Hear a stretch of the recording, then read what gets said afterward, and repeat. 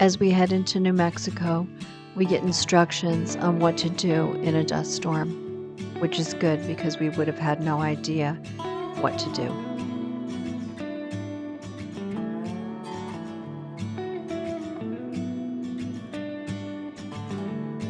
I don't get a good picture, but the front of trucks is covered with tumbleweeds. Two towns we hope to see someday. And we stop at the parking area right outside Las Cruces, where we get to see this giant roadrunner made of trash. View of Las Cruces. We stay at the Hacienda RV Resort because we need power to plug in because it's cold. And this is the border crossing we have to go through on our way to White Sands, which is 66 miles from the border.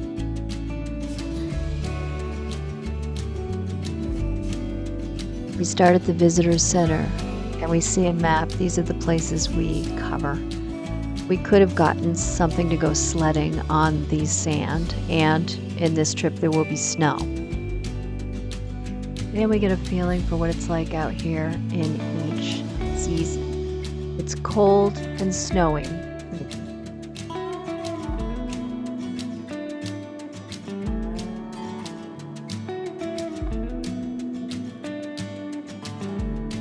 The fact that there's snow out here on the sand kind of changes what you see from view, and it's a little disappointing for us.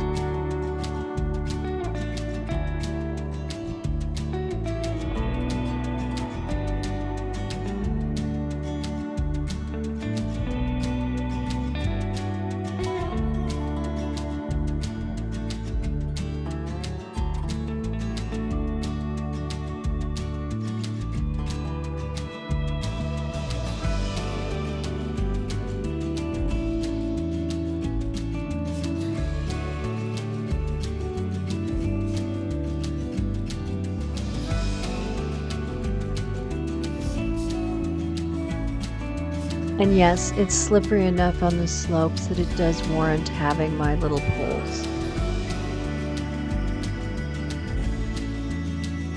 Today, there are people out here sledding down the snow because it's not necessarily an everyday occurrence for them to have snow out here on the sand.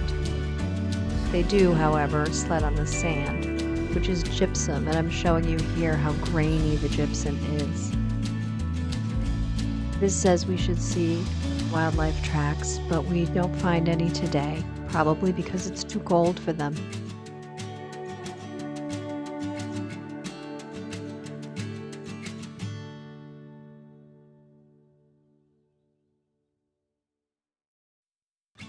The nights here are getting down to about 16 degrees, so the vegetation is not green or alive this time of year in New Mexico.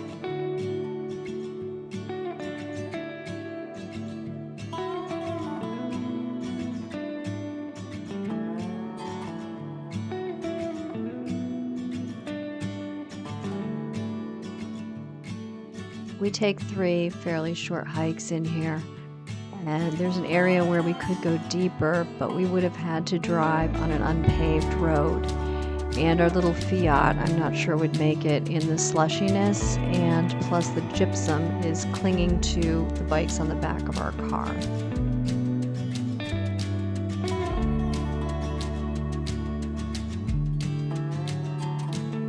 The bleached earless lizard and the little striped whiptail are 2 of the lizards we don't get to see because I think it's too cold for them right now.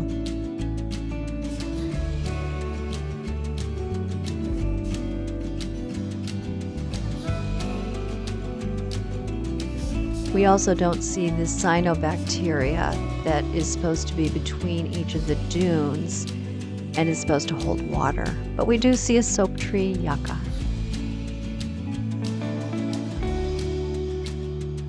In the early 1900s, there were efforts to mine the gypsum sand out here, but the issue was transporting. It was too expensive.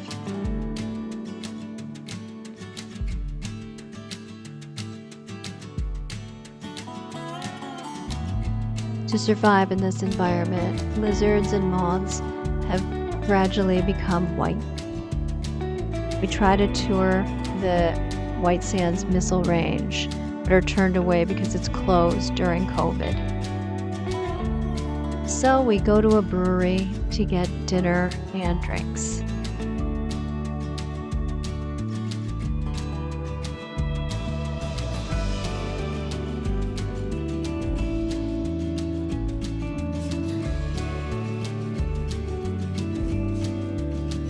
The next day, we head out towards Carlsbad Caverns, but get to Texas, and we stop at Guadalupe, which we were going to stay overnight at, but the weather's so cold here and there were not going to be hookups. So we've decided to just make a quick stop for lunch and a short hike, and then move on to Carlsbad Caverns.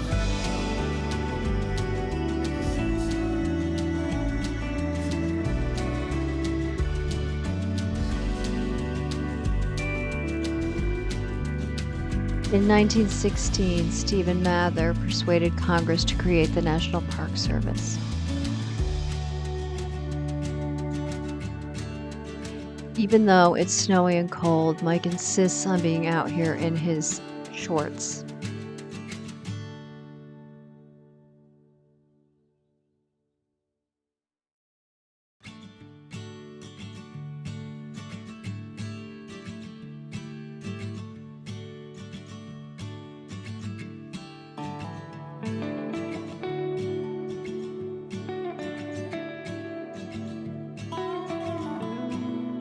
There are a couple mule deers out here hiding behind the tree on me. I don't get a picture of them.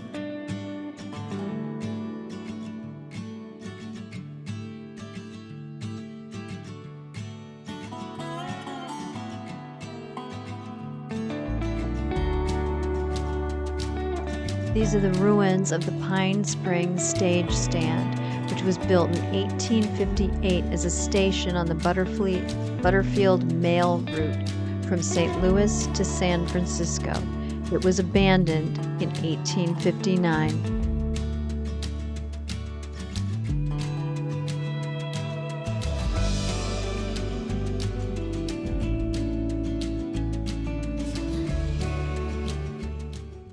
We arrive in Carlsbad to eat dinner and do laundry. The next morning, we go to Carlsbad Caverns. We take the natural entrance tour rather than go down through the elevator, which is much more dramatic. This is the area bats were originally seen flying out of in a massive room.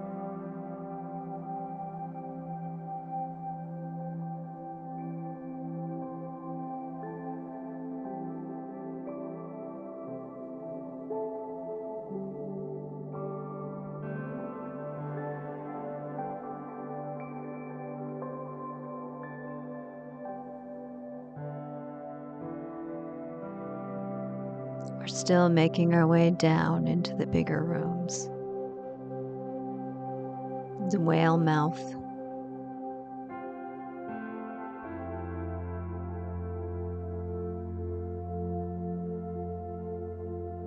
In the beginning, some of the tunnels are fairly small.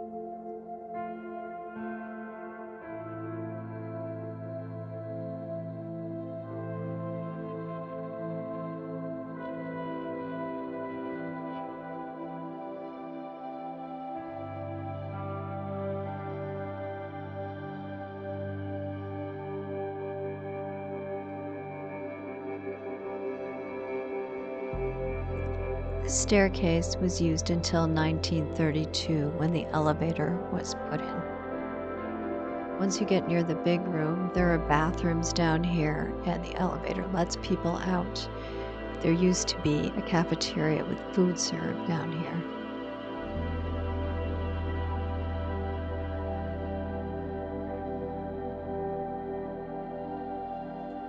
This is Devil's Spring. Now you start to see how large this place is. You can see the little path we'll be following through here.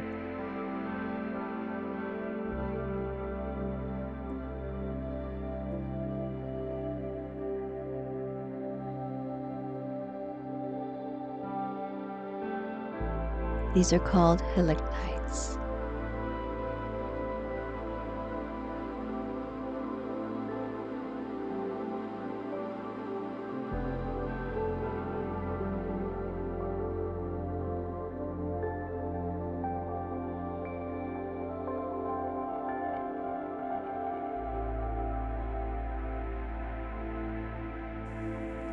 Here I attempt to give a sense of how large the space is.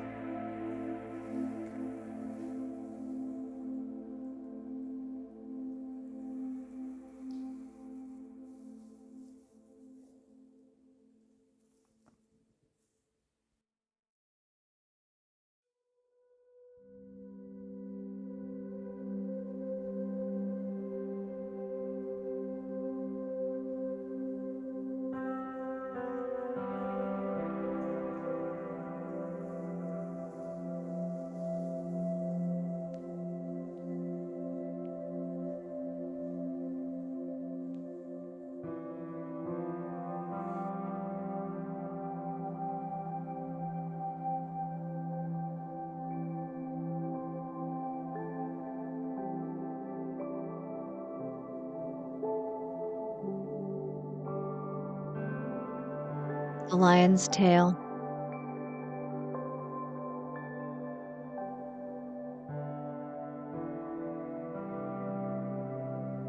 Fairyland.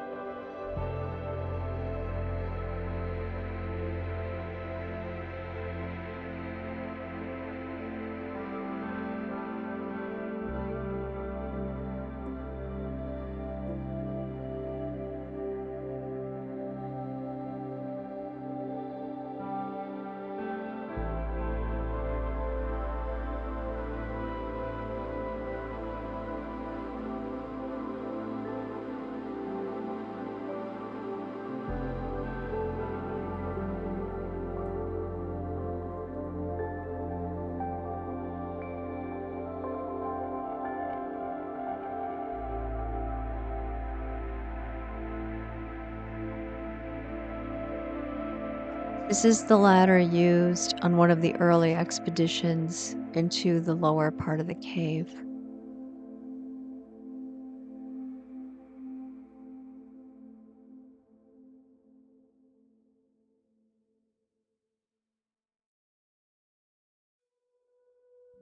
In this area, you pass through a place where you can look down from the main area into the lower cave, 90 feet down.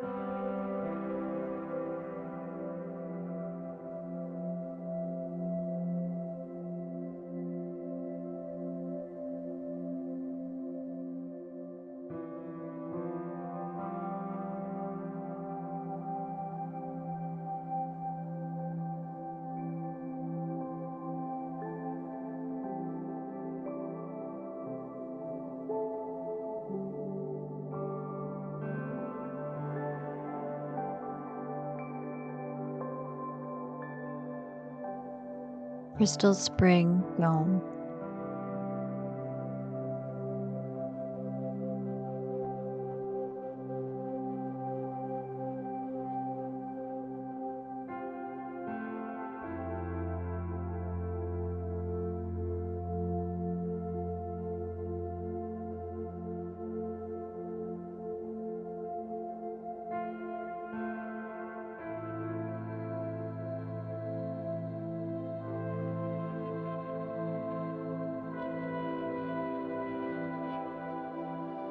sculpture in the visitor center.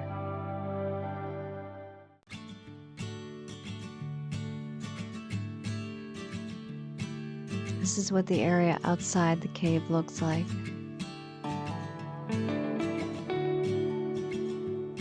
We don't really hike into Walnut Canyon, but there are hikes outside of the cavern.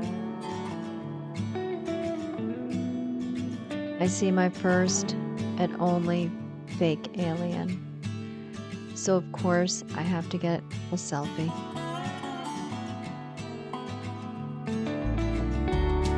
We have dinner at the Trinity Hotel, which is supposed to be haunted, but we experienced no hauntings. We do, however, have a great meal.